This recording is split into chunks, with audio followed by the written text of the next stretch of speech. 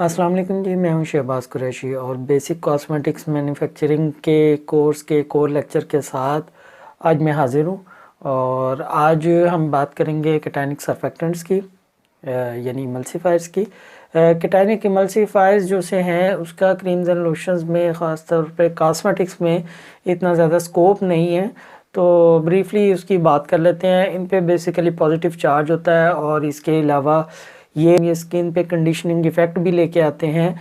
और इसके अलावा ये बायोसाइडल होते हैं, यानी ये बैक्टीरिया और फंजाई और कुछ वायरसेस को भी किल करते हैं।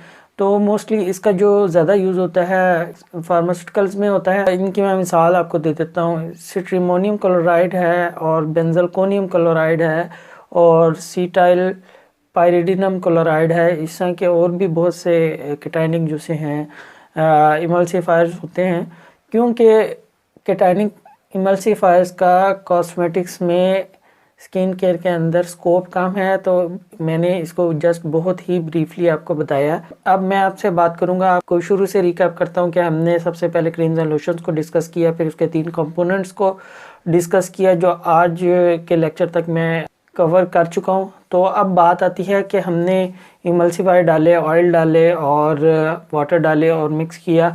उसका इमल्शन तो बन जाएगा, लेकिन ये है कि कुछ अरसे के बाद आपको एक, अगर आप ऑयल इन वाटर इमल्शन बना रहे हैं तो आपका जो ऊपर जो है क्रीम के ऊपर जो है पानी सेपरेट हो जाएगा, वो नीचे आ जाएगा और ऊपर आपकी एक सेडिमेंट लेयर बन जाएगी। इसको हम टेक्निकल ज़बान में क्रीमिंग कहते हैं। तो उसमें ये होता है कि ये पार्शली आपका जो है ना जो इमल्शन वो डिस्टर्ब हो जाता है, यानी ख़त्म हो जाता है क्रीम्स एंड लोशन। उसकी वजह क्या है? उसकी वजह ये है कि हमने इमल्सिफाई तो कर दिया ऑयल को उसके वाटर के साथ, लेकिन क्योंकि वाटर लिक्विड होता है और भारी होता है और ऑयल जो से होते हैं वो हल्के होते हैं, तो वो क्या करते हैं कि with the passage of time वो इमल्सिफाइड फॉर्म में ही ऊपर ऑयल जो है ना वो उठना शुरू हो जाता है, तो ऊपर एक लेयर बन जाती है, तो इसमें पानी हमारा जो है ना सेपरेट हो जाता है। तो अब ये स्टेबिलिटी का इशू है, इसको हम प्रैक्टिकली कैसे करते हैं वो मैं आपसे डिस्कस करूंगा ब्रीफली। तो उसमें पहले हमारा ये तरीकाकार होता है कि हम जो इमल्सिफायर्स हैं, एक तो यह कि उनको कम्बिनेशन में यूज़ करते हैं, उससे जो है ना आपकी सेपरेशन का इशू ख़त्म होता है, यानी ऑयल का पानी के साथ जो मिक्सअप ना होना, अलहदा हो जाना, वो ख़त्म हो जाता है जब हम एक से ज़्यादा इमल्सिफायर्स यूज़ करते हैं। ठीक है, और उसमें क्या होती है, दो तरह के हम कम्बिनेशन बनाते हैं मेनली जो ज़्यादा यूज़ कर रहे हैं। एक तो हम ये करें कि नॉन आयनिक इमल्सिफायर ले लेते हैं और उसके साथ हम जो है ना, यानी नॉन आयनिक जो हम लेंगे इमल्सिफायर वो लो HLB वाला ले लेंगे और एनायनिक इमल्सिफायर ले लेंगे। ठीक है, लेकिन जब हमने कुछ थोड़ी सी एसिडिक प्रोडक्ट बनानी हो तो फिर आपको पता है, मैंने बताया कि एनायनिक इमल्सिफायर्स जो से हैं उसके लिए ठीक नहीं रहते, तो फिर हम दूसरा कम्बिनेशन यूज़ कर लेते हैं। दूसरा कम्बिनेशन में ये हम कर लेते हैं कि नॉन आयनिक्स यूज़ करते हैं। ठीक है, सिर्फ नॉन आयनिक्स, उसमें हम लो HLB वाले और हाई HLB वाले जो इमल्सिफायर्स हैं वो यूज़ करते हैं कम्बिनेशन में।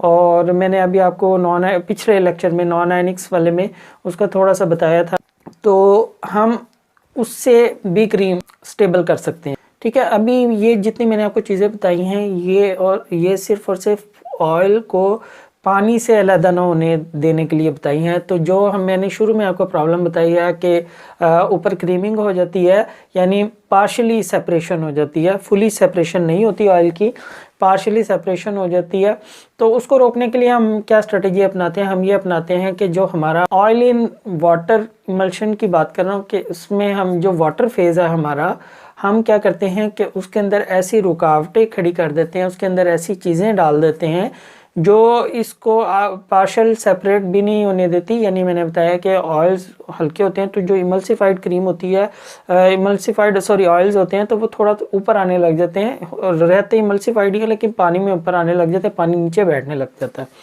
ठीक है, तो उसके लिए हम क्या करते हैं कि हमारी स्ट्रेटजीज ये होती है कि हम, आपने देखा होगा क्रीम्स एंड लोशंस के अंदर ऑयल्स डलते हैं, लेकिन ज़्यादातर वैक्सी मटेरियल हम डालते हैं।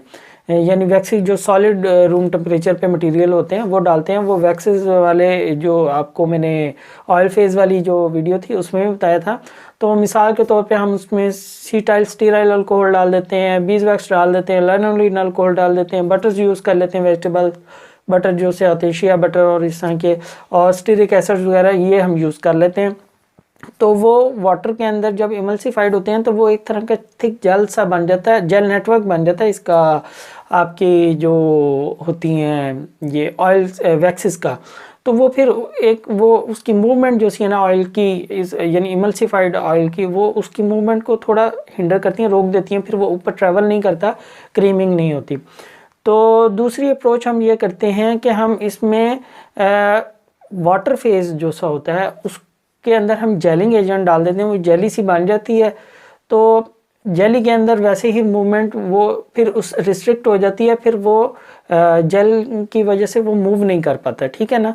तो उसके अंदर हम कार्बोपोल्स यूज़ कर लेते हैं, नेचुरल गम्स यूज़ कर लेते हैं, CMC और कार्बोक्सी मिथाइल सेलुलोज यानी सेलुलोज के डेरिवेटिव्स मुख्तलिफ यूज़ कर लेते हैं। तो हम ये यूज़ करते हैं। इसके अलावा हम एक और तरीका होता है कि हम उसके अंदर मिनरल पाउडर्स ऐड कर देते हैं। मिनरल पाउडर्स मिसाल के तौर पे केओलिन है, बेंटोनाइट क्ले है, और उसकी वीगम है जो बेंटोनाइट की यानी वीगम स्मेक्टाइट होती है, यानी एल्युमिनियम मैग्नीशियम एल्युमिनियम सिलिकेट होता है, ठीक है। तो ये भी यूज़ करते हैं। एक तो ये करते हैं कि ये जो बेंटोनाइट है या वीगम है ये एक तरह की मल्सिफिकेशन भी कर देती है और स्टेबल भी कर देती है, मूवमेंट को जेलिंग कर देती है। तो ये भी यूज़ होती है। और ख़ास तौर पे ऐसी लो एसिडिक यानी हाईली एसिडिक क्रीम्स और हाई pH प्रोडक्ट के अंदर ये ख़ास तौर पे बेंटोनाइट या बल्कि वीगम जो सा है ये यूज़ होता है। ये आपकी जो वीट क्रीम है तो उसके अंदर भी वीगम स्टेबिलिटी के लिए यूज़ किया, उसके साथ उन्होंने हाई HLB एक नॉन आयनिक मल्सीफायर यूज़ किया हुआ है, और बाकी जो स्टेबिलिटी आ रही है वो उनकी वीगम के साथ आ रही है।